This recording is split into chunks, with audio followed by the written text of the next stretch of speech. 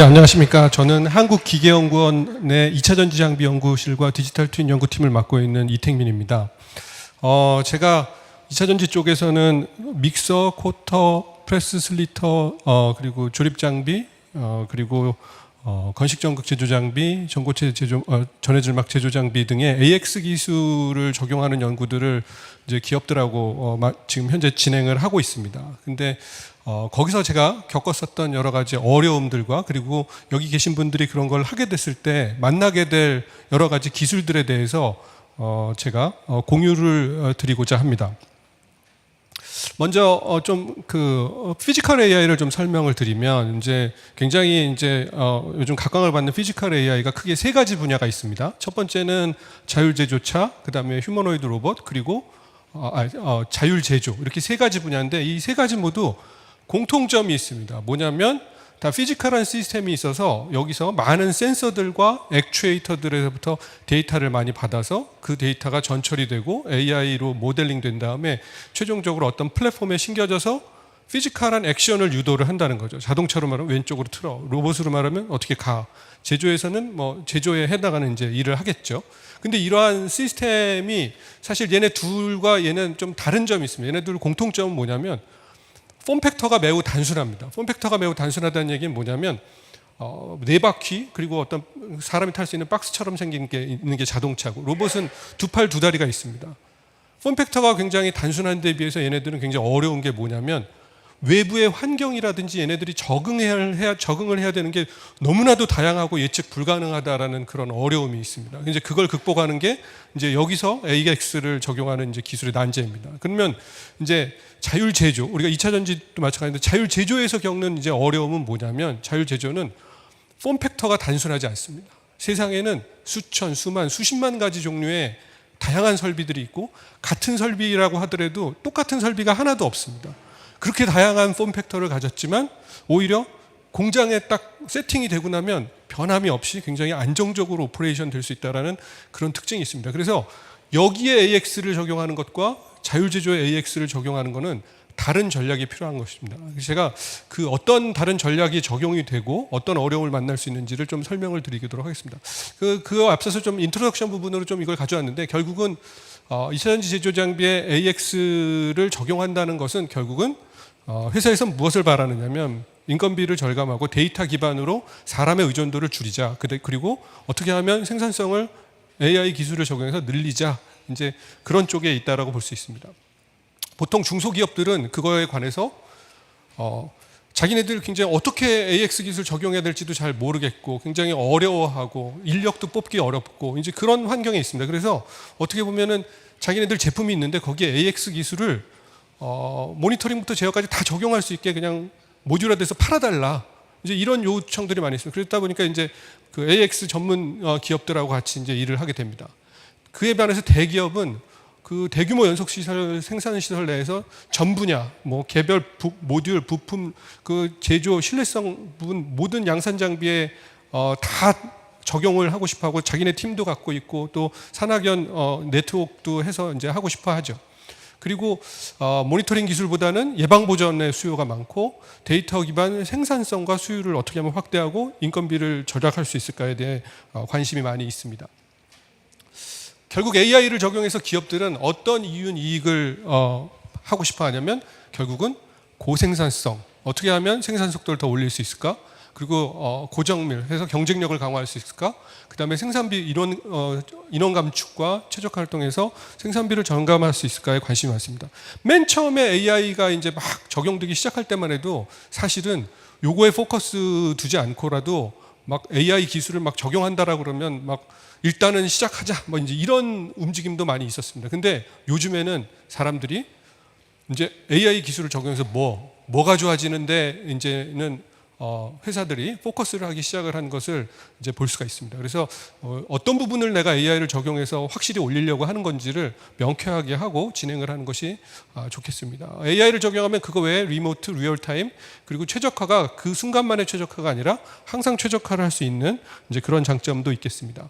이제부터 제가 기술적인 내용을 좀 설명을 드리겠습니다. 아까 말씀드린 것처럼 이거는 하나의 뭐 코터, 뭐 아니면 프레스, 뭐 이런 제조 설비가 될 수도 있고 공장이 될 수도 있고 라인이 될 수도 있겠습니다. 여기서 우리는 데이터를 수집을 하죠. 그래서 많은 데이터가 있다고 가정을 합니다. 그리고 실제로도 있기도 하고, 그러면 그거를 전처리를 해서 AI 모델링을 할 수 있도록 AI 모델이 만들어집니다. 그거를 디지털 트윈 같은데 어떤 플랫폼에 그걸 장착을 해서 얘한테 서비스를 제공하는 것이 AI 자율제조, 2차 전지에서도 이게 꿈꾸는 자율제조입니다. 근데 이 과정이 아까 말씀드린 대로 실시간으로 이루어질 수도 있고 실시간으로 이루어지지 않고도 할 수 있습니다. 근데 미래를 본다면 실시간으로 수집이 돼서 실시간 전처리 돼서 실시간으로 서비스를 제공할 수 있게 하는 것을 회사는 꿈꾸고 그렇게 진행을 하고 있습니다. 근데 이게 실시간으로 되려면 소프트웨어적으로도 수집부터 전처리부터 모델링까지 서비스까지가 소프트웨어적으로 실시간이 될 수 있도록 우리가 기술을 갖춰야 되고, 하드웨어적으로도 실시간으로 돌아갈 수 있도록 갖춰야 되는 이제 기술이 필요합니다. 거기에다가 데이터 수집 누가 합니까?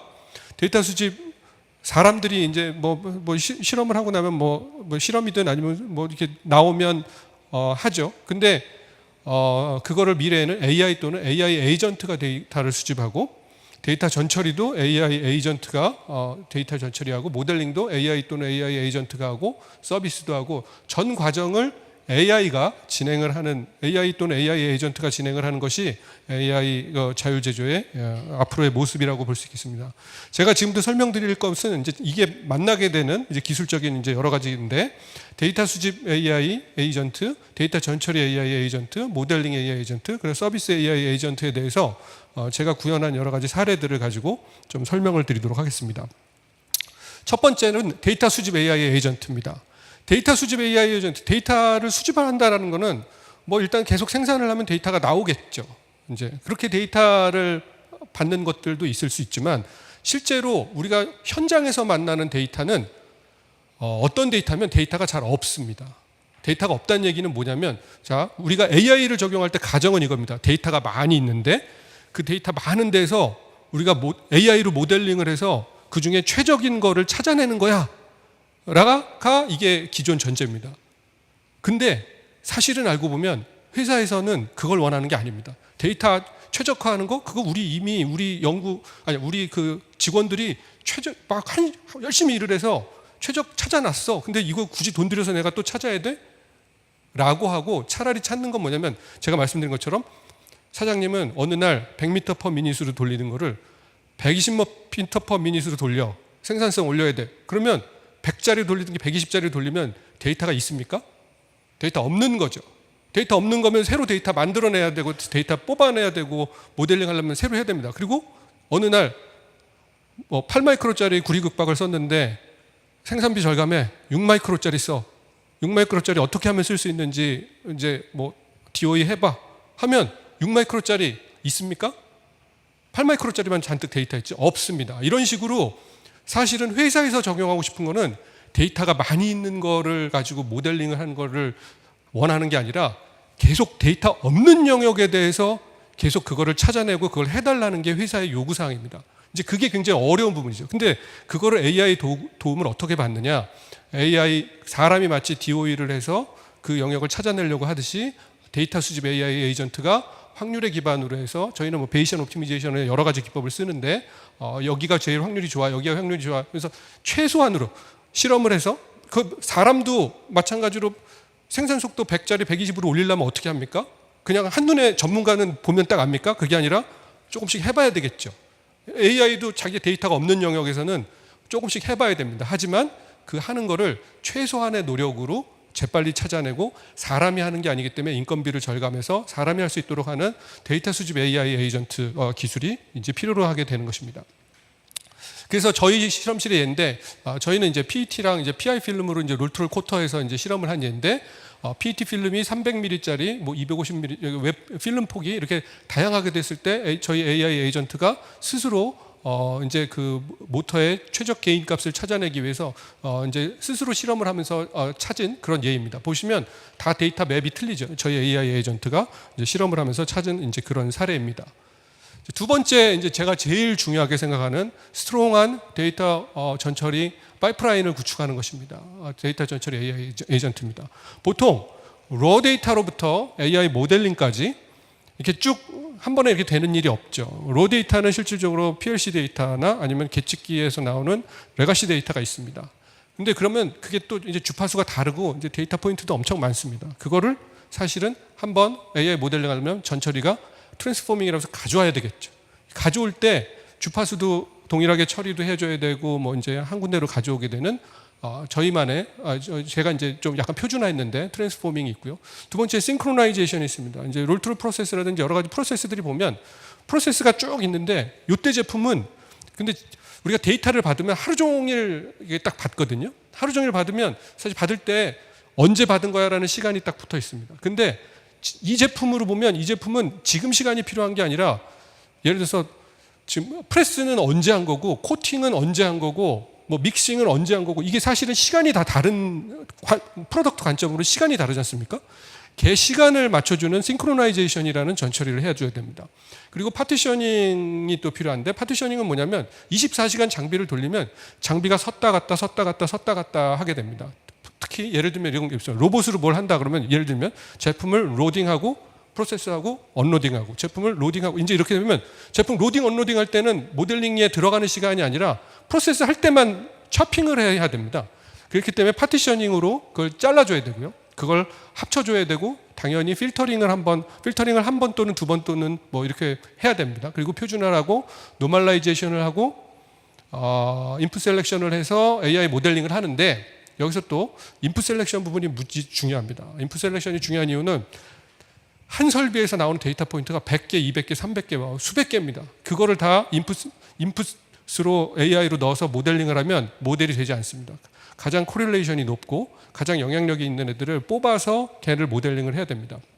근데 그 모델링이 아까 말씀드린 좀 지금 제가 보여드린 이 파이프라인은 다이나믹하고 굉장히 유기적으로 움직여야 됩니다. 이 얘기가 무슨 얘기냐면 아까 말씀드린 것처럼 제가 생산 속도 100짜리로 모델 만들었다고 이렇게 쭉 해서 모델 만들었다고 해보면 100짜리로 모델 돌리는데 어느 날 그때는 생산 속도라는 중요한 팩터가 AI 모델에 들어가느냐? 안 들어갑니다. 왜냐하면 100은 고정이기 때문에 100짜리 모델에는 100은 뭐 그냥 변수 하나인데 베리언스가 없는데 그렇기 때문에 걔는 모델에서 제외가 됐죠. 근데 어느 날 제가 120짜리를 하면 120짜리 데이터가 있으면 갑자기 데이터가 두 종류가 되고 뭐 110짜리도 있으면 세 종류가 되고 어느 날 인풋으로 중요한 변수로 들어오게 됩니다. 그러면 모델도 바뀌어야 되는 거예요. 모델의 인풋이 걔가 셀렉션이 돼야 되는 거죠. 이런 식으로 막 다양하게 바뀌게 되고 소재가 바뀌어도 소재가 안 바뀔 때에 비해서 바뀌어야 되고 그래서 지금 로 데이터로부터 모델링 되는 것까지 전처리부터 해서 여기까지는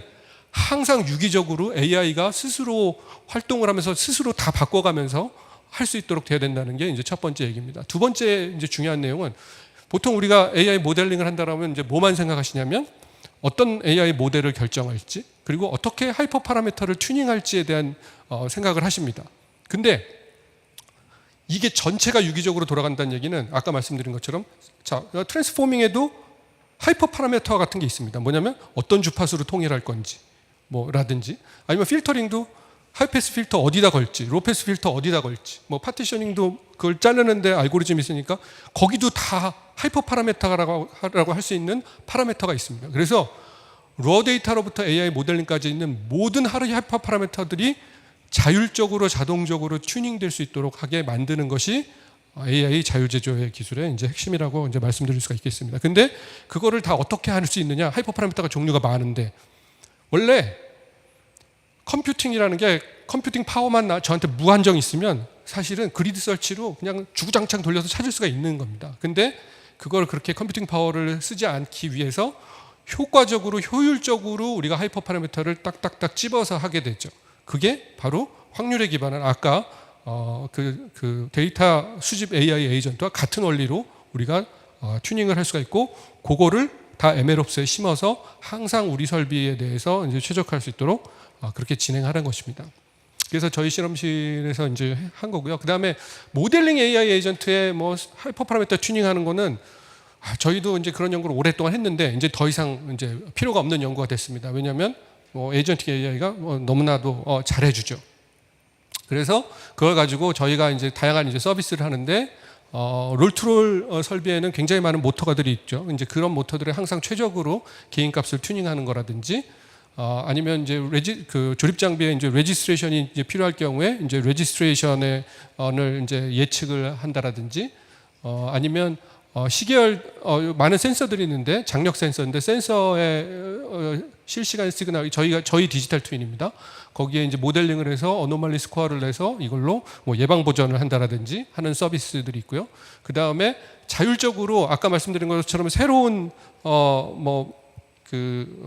소재가 들어오거나 뭐 할 때 스스로 실험을 지금 하고 있는 겁니다. 최적을 찾아내기 위해서. 그래서 아까 말씀드린 것처럼 베이션 옵티미제이션이 최적의 확률로 어떤 것들을 실험하는 게 좋을지를 하나 실험을 하면서 최적을 지금 금방 찾아가고 있는 이제 그런 모습입니다. 이게 지금 실시간으로 장비와 연동이 돼서 돌아가는 그런 것입니다.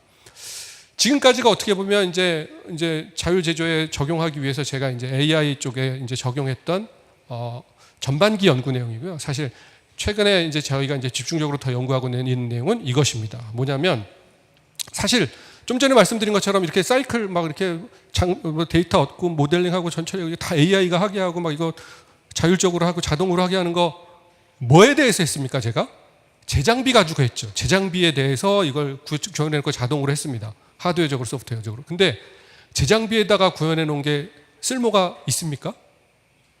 쓸모가 없죠. 제 장비는 세상에 하나밖에 없는 장비인데 실제 장비는 다르게 생겼죠.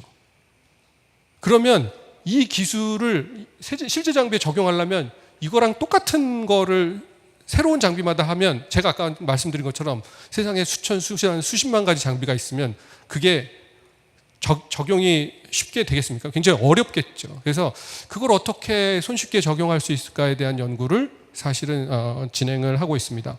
그거에 대한 이제 컨셉으로 뭐 간단히 말씀드리면 이제 여러 가지 지금도 이미 말씀드린 것도 그런 컨셉 중에 하나인데 이제 이렇게 말씀드리겠습니다. 제 장비를 가지고 굉장히 많은 데이터를 가지고 먼저 모델을 만들고 그 모델을 가지고 새로운 장비에 파인 튜닝을 해서 쓰되 이때는 굉장히 작은 데이터 개수로만 적용을 하고 그때도 작은 데이터 개수도 인공지능이 선택하기서 하는 이제 이런 전략을 이제 쓰는 겁니다. 이거는 회사에서도 반드시 필요한 내용입니다. 왜 필요한 내용이냐면 실제 회사에서도 양산 장비에 처음부터 이런 기술을 적용하겠다라고 하면 허락해주는 그 생산 그 공장이 있나요? 없죠. 저도 많이 해보면 생산 공장에서 이미 생산되고 있는 장비에 AX를 넣는 거는 굉장히 어렵습니다. 왜냐하면 이미 생산하고 있는데 어디 제가 데이터를 얻겠다고 필요한 게 있다고 뭐 그걸 잠깐 세워놓고 뭘 하자고 합니까? 안 되죠. 그러니까 다들 할 수 있는 방법은 뭐냐면 파일럿 장비 아니면 유휴 장비에서 이렇게 데이터를 얻고 뭘 하고 그 다음에 이걸 적용하는 방법밖에 없습니다. 그 길이 AI 자율제조를 할 수 있는 길, 거의 유일한 길이라고 말씀을 드릴 수가 있습니다. 그래서 이러한 전략을 쓰게 되고요. 그리고 또 유사한 장비가 예를 들어서 조립 장비 하나만 돌아가는 게 1기, 2기, 3기, 4기, 5기 막 이렇게 쭉 돌아가면 하나 갖고 만든 거가 조금씩 다른 것도 어떻게 튜닝을 할 수 있을지에 대한 전략도 마찬가지로 이제 필요로 되는 것입니다. 그래서 예를 들면 이겁니다. 아까 소재가 바뀔 때, 속도가 바뀔 때처럼 소재가 바뀌면 예를 들면 저희는 이런 예입니다. PET 데이터를 가지고 제가 이제 모델을 만들었는데 이때 900개의 데이터로 모델을 만들었었습니다. 그리고 소재가 바뀌었습니다. 그때 소재가 바뀌었으니까 처음부터 하는 게 아니라 이 모델을 써서 대신에 추가로 한 30개에서 50개의 데이터만 학습을 해서 얘에 대한 모델을 완성을 한 겁니다. 이렇게. 그래도 충분히 성능이 이렇게 다양하게 이게 다른 소재가 들어와도 모델을 만들 수 있다는 것과 그다음에 60개 데이터를 했을 때 50개 데이터 40개 했을 때 보면 거의 유사하죠. 매핑이.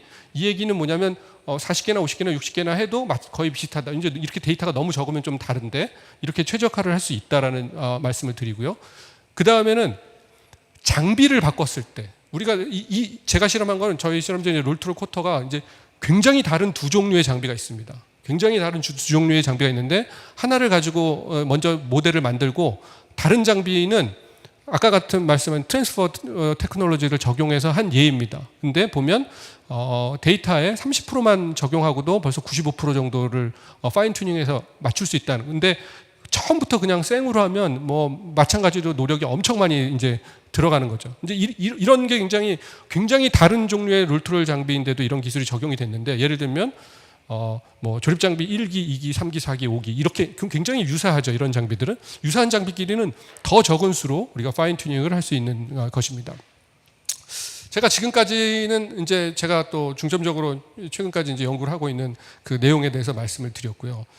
그 다음에 이제 앞으로 미래에는 또 어떤 연구 뭐 이거 사실 지금도 이제 진행하고 있는 연구인데 앞으로 어떻게 갈 것인가에 대한 거를 조금 이제 나눠보고 마무리를 하도록 하겠습니다.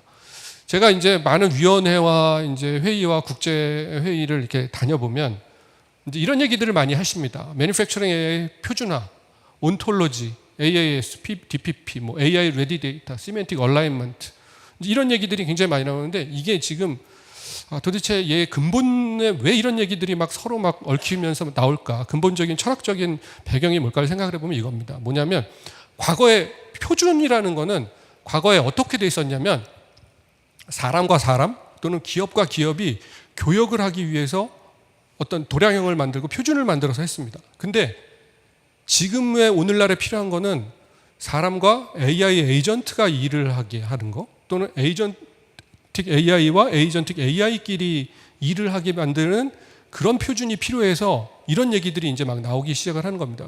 결국 우리 2차 전지 쪽의 자율제조도 어떻게 하면 AI 에이전트들끼리 일을 할 수 있을까에 대한 것들도 이제 점점 이제 중요하게 됩니다. 그래서 이제 이렇게 말씀드리겠어요. 제가 이제 아까 제가 중요하다고 생각했던 게 스트롱 데이터 파이프라인입니다. AI 로 데이터로부터 AI 모델링까지 쭉 항상 살아있는 유기체처럼 돌아갈 수 있게 하는 방법론에 대해서 이제 말씀을 드렸는데 이 스트럭처를 지금 누가 만들었나요? 우리 실험실에서 사실 이 스트럭처 제가 만들었거든요. 제가 이 프리프로세싱의 워크플로우를 만들고 요 각각 하나를 누가 구현을 했을까요? 우리 실험실의 연구원들한테 제가 당신은 트랜스포밍을 코딩을 하고 당신은 싱크로나이제이션 코딩하고 누구는 파티셔닝 코딩하고 제가 이렇게 부탁을 해서 이제 업무로 각각을 만들었죠. 그렇죠? 그래서 각각의 프리프로세싱 태스크를 코드로 만들고 그거를 커넥션에서 쭉 파이프라인이 돌아갈 수 있도록 그렇게 만들어서 이렇게 오퍼레이션해서 MLOps에 심어서 이제 이렇게 돌아가고 있습니다. 휴먼 엑스퍼트에 의해서 퍼폼됐죠. 이게 좀 더 미래에는 제너럴하고 스트롱한 데이터 파이프라인이 돌아가게 하는 방법으로 저희 실험실에서 하고 있는 부분이 이겁니다. 제가 트랜스포밍 할 때 저희 연구원한테 이제 이걸 이렇게 전체를 설명해주고 당신은 이 안에서 이런 코딩을 구현을 해야 돼라고 제가 인스트럭션을 줬겠죠. 그 인스트럭션 준 것을 요즘에 에이전틱 AI한테 줍니다. 서브 에이전트한테. 이 싱크로나이제이션도 마찬가지로 인스트럭션을 모두 주고 그 전에 로어 데이터와 프로세스 인포메이션과 머신 인포메이션 모두 인스트럭션으로 줍니다. 다 모든 걸 인스트럭션으로 주고 이렇게 쭉 연결해서 해봤는데 사람이 정교하게 한 것보다는 지금은 좀 수준이 조금 떨어지는 정도인데 이게 사람을 곧 훨씬 더 능가할 것입니다. 그래서 여전히 오거나이즈는 여전히 제가 한 거죠. 휴먼 엑스퍼트가. 그리고 퍼폼은 에이전틱 AI한테 시켜서 이제 이렇게 한 겁니다. 근데 이제 그 다음 미래에는 이제 이렇게 갈 겁니다. 이제 아까처럼 그렇게 짜여진 틀을 제가 주는 게 아니라 이제 AI가 스스로 오거나이즈도 하고 오케스트레이션도 해서 에이전틱 AI가 이런 데이터, 기본적인 데이터를 가지고 프로세스 플래너한테 인스트럭션을 주고받고 야, 이번에는 필터링 먼저 하자. 그리고 이번에는 싱크로나이제이션은 필요 없고 파티셔닝 먼저 하고 트랜스포밍을 맨 처음에 해야 되는구나. 뭐 이렇게 하면서 왔다 갔다 하면서 하고 나서 전처리 끝나고 나면 노멀라이제이션 끝났어? 그러면은 인풋 셀렉션 하는데 모델 만들고 다시 피드백해서 인풋 셀렉션 여기서 뭐 제일 좋은 팩터들 다시 돌려서 몇 번 돌려서 이렇게 해라고 오케스트레이션을 에이전틱 AI가 하는 거죠. 이런 식으로 미래로 가게 될 것이라고 생각을 합니다. 그래서 이러한 기술들을 전반적으로 다 다룰 수 있게 되는 게 이제 AI 자율제조의 미래라고 이제 생각을 합니다. 뭐 이제 다 끝났는데요. 이제 이걸 하기 위해서 제가 이제 말씀드린 것 중에 이제 하드웨어적인 부분을 설명 안 했는데 뭐 간단하게 하려면 이게 제가 제 설비로 그 디지털 트윈 만든 겁니다. 여기에 뭐 엣지가 있고 서버가 있고 디지털 트윈에서 실시간으로 데이터를 얘는 실시간으로 항상 줄 수가 있고 얘는 항상 실시간으로 명령을 줄 수 있는 하드웨어적인 구성을 만들어 놓고 이런 소프트웨어를 구현을 하는 게 이제 첫 번째 간단하게 할 수 있는 일이고, 조금 더 복잡하게 하면 이제 데이터 레이크에 MES에 디테일 서버 놓고 이제 이런 식으로 해서 이제 진행을 이제 할 수가 있겠습니다. 네. 제한된 시간으로 이 정도 발표를 마치도록 하겠습니다.